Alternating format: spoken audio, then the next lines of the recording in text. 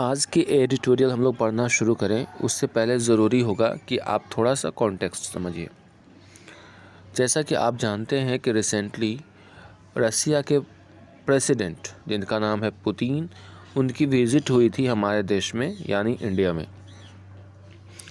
और उनके साथ मोदी जी की बात यानी हमारे देश के प्रधानमंत्री की बात सकारात्मक रही थी।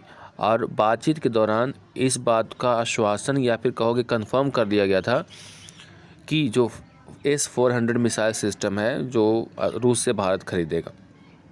यानी दोनों ही देशों के नेताओं ने अपने पक्ष में एक तरह से लोग पूरे वर्ल्ड का ध्यान आकर्षित करने की कोशिश की कि हम लोग अभी भी एक हैं, ये जानते हुए कि अमेरिका के साथ रूस का अच्छा नहीं बन रहा है और चाइना के साथ भारत का अच्छा नहीं बन रहा है। दोनों ही देश एक दूसरे से बात करने सामने आए और परिस्थिति ये है कि चाइना का रूस के साथ अच्छा बनता है लेकिन भारत का नहीं बनता है, और रूस का अमेरिका के साथ झगड़ा है लेकिन भारत के साथ अच्छा अभी तक रिलेशन है अमेरिका का। इन सब परिस्थितियों के बीच में एक और बात सामने आई है जिसके बारे में इस एडिटोरियल में चर्चा करने की ज़रूरत पड़ रही है। बात यह है कि जो पुतिन है वो एक ब्रोकर का काम कर रहे हैं।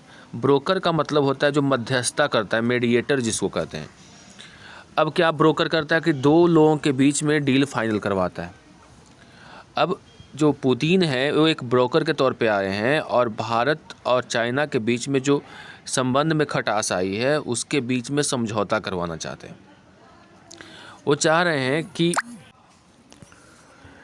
कि अगर रसिया, इंडिया और चाइना दोनों अगर मिल जाएंगे तो एक बहुत बड़ी ताकत बन जाएंगे और जिसका एक बहुत बड़ा असर अमेरिका के ऊपर भी पड़ेगा।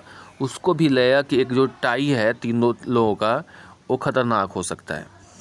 तो इन सब चीज़ों को देखते हुए ये अपने फ़ायदे के लिए कह लो या फिर जो भी हो, रूस के जो हैं राष्ट्रपति पुतिन वो कोशिश कर रहे हैं कि तीनों के बीच में एक टाइज बने।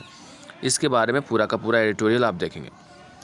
लिखा है फॉर एन ऑनेस्ट ब्रोकर, यानी कंसिडरिंग एन ऑनेस्ट ब्रोकर, यानी पुतिन के बारे में बात की गई है कि उनको एक किस रूप में आ रहे हैं, ऑनेस्ट ब्रोकर के तौर पे। On Russia and India China ties, यानी यहाँ पे ट्राइलेटरल हो जाएगा, इसमें रूस होगा, इंडिया होगा और चाइना होगा। After offer from Russia to play the facilitator in talks with China must be scrutinised closely. After offer from Russia, Russia से ऑफ़र मिलने के बाद किस चीज़ का ऑफ़र है ध्यान से समझो। To play the facilitator, play the facilitator का मतलब होता है कि कोई भी चीज़ को जो सुगम बनाता है, जो आसान बना देता है, वो फैसिलिटेटर कहलाता है।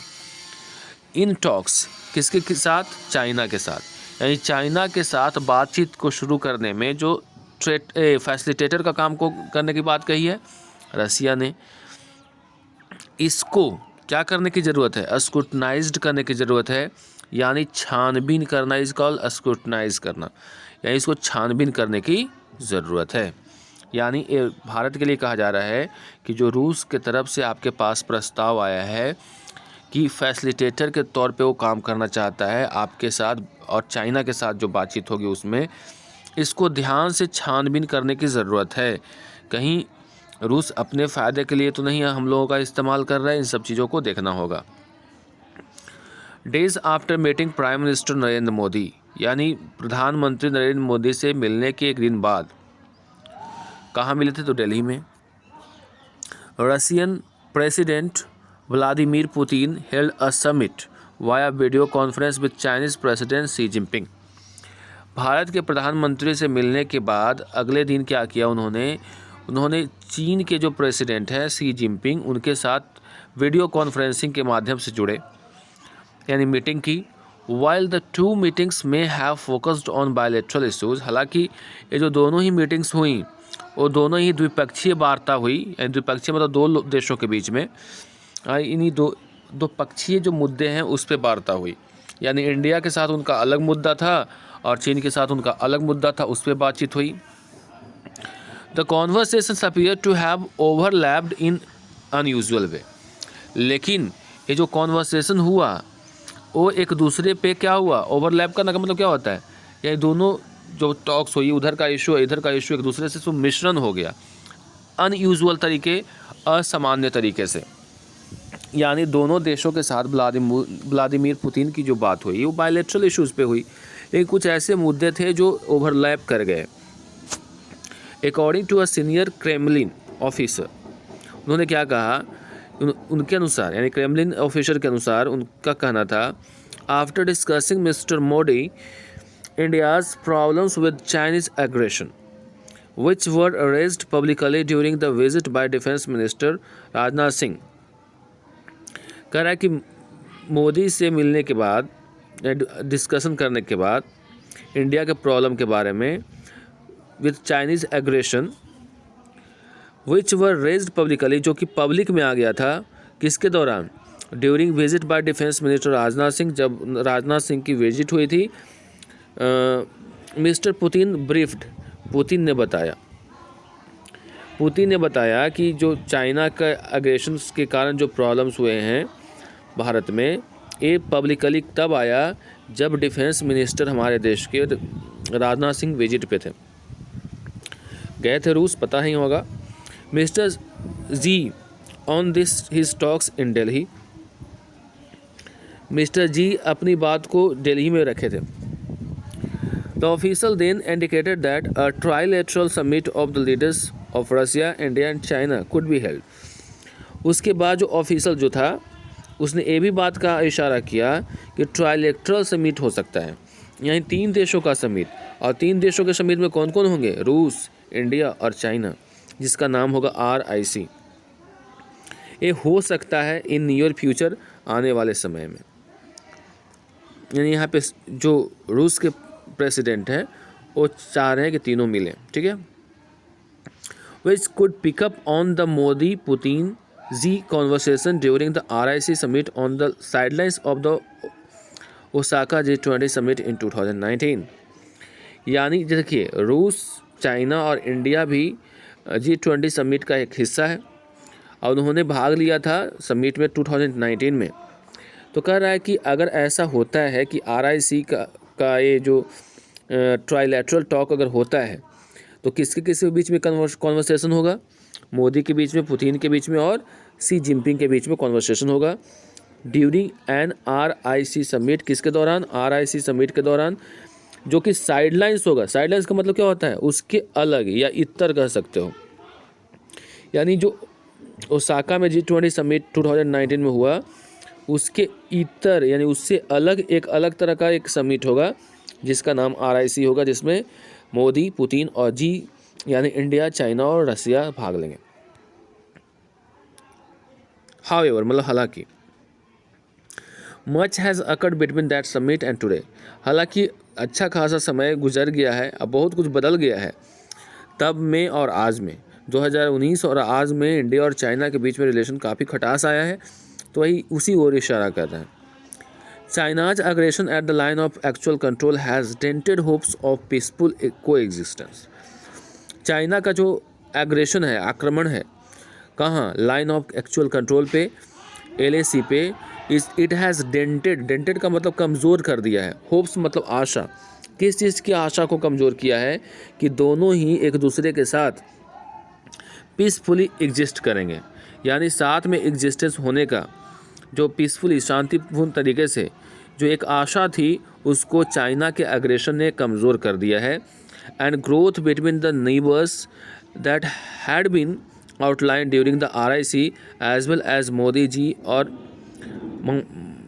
Mamallapuram summit when the leaders last met face to face. अब देखिए इसमें क्या कह रहा है, ये जो कोएग्जिस्टेंस और ग्रोथ की बात हो रही है, जो कि शपथ लिया गया था कब, RIC के दौरान।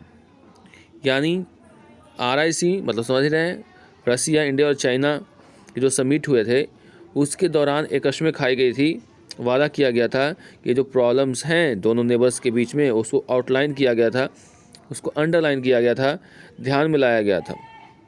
उसके अलावे मोदी और सी जिनपिंग की जो बातचीत हुई थी मामलापुरम में, उसमें भी इस बात पे जोर दिया गया था कि दोनों के बीच में जो सीमा विवाद है उसको सुलझाया जाएगा। जब पिछले आखिरी बार दोनों ही लीडर्स ने फेस टू फेस मिला था, यानी आखिरी बार जब मिला था वो कहाँ मिला था, मामल्लापुरम समिट में मिला था। आगे देखते हैं, मामल्लापुरम हो सकता है इसका प्रोनाउंसिएशन कुछ अलग हो। Next come to the next line, since April 2020 2020 की बात हो रही है, यानी अप्रैल 2020 की बात हो रही है, तब से the two leaders have not spoken, यानी लगता है कि ये जो समिट हुई थी अप्रैल 2020 में हुई थी, तब से दोनों ही लीडर्स कभी फेस टू फेस या इनडायरेक्टली बात नहीं किए हैं। And while they have attended the same multilateral summits, यानी कई दोनों नेताओं ने जो मल्टीलैटरल समिट्स हैं, मल्टीलैटरल कहने का मतलब जिसमें बहुत सारे देश शामिल होते हैं, जैसे ब्रिक्स हो गया, SC हो गया, G20 हो गया, इन सब में दोनों ही नेताओं ने, भारत के प्रधानमंत्री और वहाँ के राष्ट्रपति यानी चाइना के राष्ट्रपति ने भाग लिया था, लेकिन डायरेक्ट बातचीत दोनों में नहीं हुई है। It would be hard to see them engaging in face-to-face format unless the situation at the LAC considerably eases। कह रहा है कि एक क्या होगा, हार्ड होगा, टफ होगा। एक चीज़ देखना कि दोनों ही फेस टू फेस बात करेंगे तब तक जब तक LAC पे जो विवाद है या कंडीशन है, सिचुएशन है, वो क्या थोड़ा सा शांत ना पड़ेगा। ईजेज का मतलब शांत ना पड़ेगा। इन एडिशन, और इसमें अगर हम लोग बात करें, the RIC summit should not be held before promises. RIC जो समिट है वो नहीं होना चाहिए उस before promises made by Chinese foreign minister Wang Yi in meetings with external affair minister S Jaishankar are fulfilled.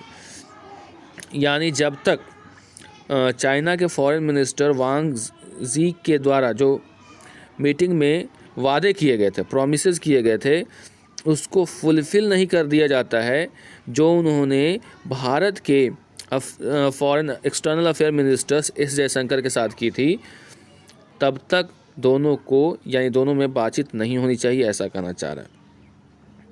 यानी दोनों में जो RIC की बात हो रही है, तो RIC तब तक नहीं होना चाहिए जब तक दोनों नेताओं के बीच में, यानी जो वहाँ के विदेश मंत्री हैं, चाइना के विदेश मंत्री और भारत के विदेश मंत्री में जो बातचीत हुई थी और उसमें चाइनीज़ विदेश मंत्री के द्वारा जो बातें कही गई थी या प्रॉमिस किए गए थे, तब तक फुलफ़िल नहीं हो जाता है जब तक ये सारी सिलसिला बातचीत की आगे नहीं हो सकती है।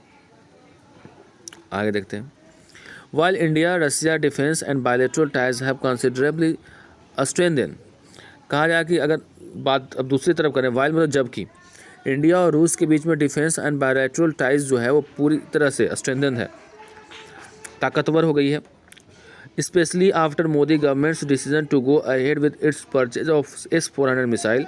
खास करके तब जब भारत के प्रधानमंत्री मोदी के द्वारा एक डिसीजन लिया गया है कि वो 400 मिसाइल सिस्टम खरीदेगा रूस से, despite the US threat of sanctions. इसके बावजूद कि यूनाइटेड स्टेट्स ने धमकी दिया था कि वो उस पर बैन लगा देगा, किस पे, भारत पे। तो भारत यानी US के धमकी की परवाह न करते हुए उन्होंने रूस के साथ डील फाइनल किया S-400 मिसाइल सिस्टम खरीदने का। इससे रूस और भारत के बीच में संबंध काफ़ी मजबूत हो गए हैं। न्यू दिल्ली मस्ट ट्रीट, जो न्यू दिल्ली है मतलब जो सेंट्रल गवर्नमेंट है, must treat cautiously in its trilateral and multilateral cooperation with Moscow, and any hint that Russia could play a facilitator of talks with China must be scrutinized closely।